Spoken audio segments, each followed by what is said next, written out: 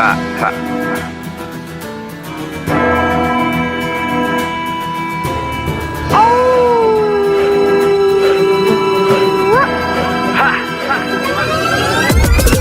and swords, feel the wars, fighting my blood down to the core. Warriors from medieval age, fear the reign of night brigades. Crusades into the room, moving through the temples and tombs. Scared and placed, prepare to face Professor Awesome and the minions of doom. Professor Awesome and the minions of doom. Professor Awesome and the minions of doom. Professor Awesome and the minions of doom. Professor Awesome and the minions of doom. Professor Awesome and the minions of doom.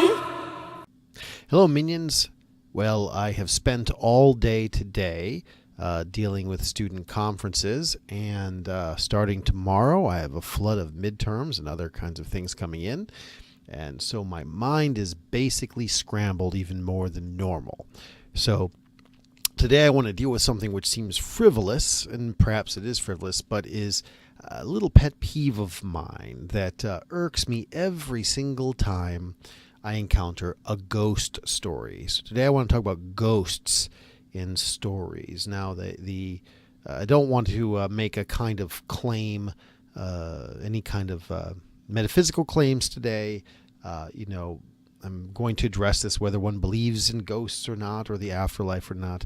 I'm really talking about the type of character or plot device that you'll see in stories, whether it be a narrative like The Turn of the Screw, sort of a story like that, or if we're talking about something more like a movie, a horror story or something. And the problem I have with ghosts as opposed to other kinds of monsters is that they seem to me entirely ineffectual as creatures.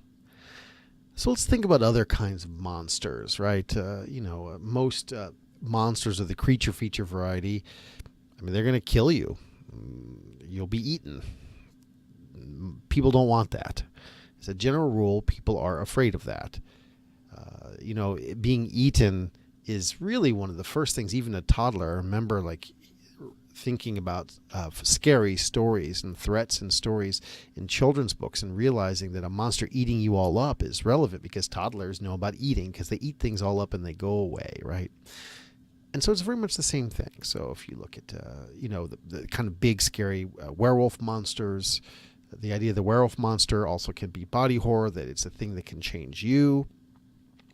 There's the vampire, the kind of antichrist figure of the vampire that instead of shedding his blood to give you eternal life, takes your blood to give himself eternal life. And of course, the real problem for vampires in stories is that most of the time, not in Dracula, where Dracula's definitely fleeing, but most of the time the vampires behave in kind of stupid ways for a vampire, where if you were really a vampire, you would just wait out your enemies. You just have to go off somewhere else for a few years, and as long as they don't find you, you just wait until they've gotten a lot older, physically ineffectual, or just till they die, literally, while you've gone off somewhere else. Dracula in Bram Stoker's story, he of course tries to flee. Spoiler alert on a over century old story there. When we look at other kinds of creatures and aliens, there's aliens of world domination, or everything from the creature from the Black Lagoon to other kinds of monsters and creatures and frights. They all can harm you. The thing about ghosts is they can't. I have a lot of academic friends who are afraid of, social media mobs or Twitter mobs. They're very afraid that someone's going to call them out. And I've been called out many times and called names, and, people say bad things to me. And to me, it's a lot like ghosts. So let's say a ghost jumped out at you and was like, boo, it scares you. All right, I don't like being scared. No one likes that guy when you're in elementary school who jump out at you, but it didn't really, he was just a jerk. You just didn't like him. It wasn't like you were truly afraid of him. And the ghost that can just sort of be creepy is not really a scary thing, really. Like, I'm not really afraid of that. So if it turned out that when my back is turned, ghosts are watching me all the time, I don't think I'd really be afraid of that. I might be creeped out, not in the sense of fear, but more in the sense of, listen, I'd like to, go to the bathroom in peace. I don't like anyone staring at me while I'm taking a nap or things like that. But that's very different than the kind of supernatural fear that ghosts are supposed to elicit. Well, overcoming that, a lot of stories have the idea that the ghost can some way kill you. It can scare you to death. It can, through fear, cause you to run out into traffic or leap off a building, or somehow the ghost will get you and will cause you to die. And then you have a real threat from a ghost, right? The ghost that kills you. Except that's also a stupid thing for a monster to do. So let's say that I'm a monster from a creature feature, and I come along. Let's not even a fake. Let's do something real like sharks. Let's say I'm a shark, and I come along, and I see a swimmer, and I'm in Jaws, and I come up and I eat that swimmer. The net result of that is I ate a swimmer. That's it. I have, because the shark in that is an animal, it doesn't realize it's now calling down the wrath of all these shark hunters and Coast Guard, etc. But, there's no further ramification.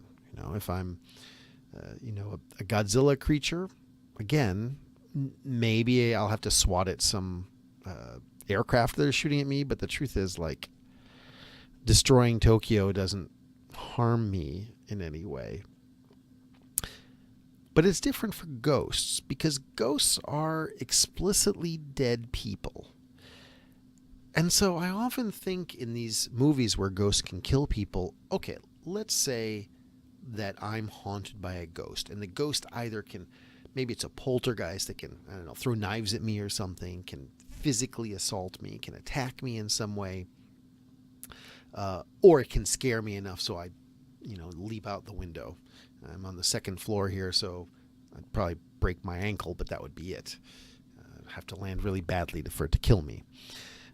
So let's say that I were in that situation and the ghost killed me. The moment that I'm dead, I'm presumably also a ghost. And so my first response would be to turn around and go like, hey, jerk. And now you have no power over me. And so why did you kill me? Why were you being such a jerk to me? What was that about? Why did you, And so instead, ghosts in that context, if you think about the person dies and then that's the end of the ghost story, well then, that's it. But you have to have some sense of what happens to them in the afterlife. Because if nothing happens to them in the afterlife, then the ghost killed this person, then the horror story ends. Okay, so isn't that person going to go after the ghost? Aren't all ghosts doing is creating their own enemies? So this is not based around some pressing cultural issue today. This is not based around some really important element of medieval literature. But I just wanted to say that one of my pet peeves is I think ghosts are pretty dumb. That's all for today, minions.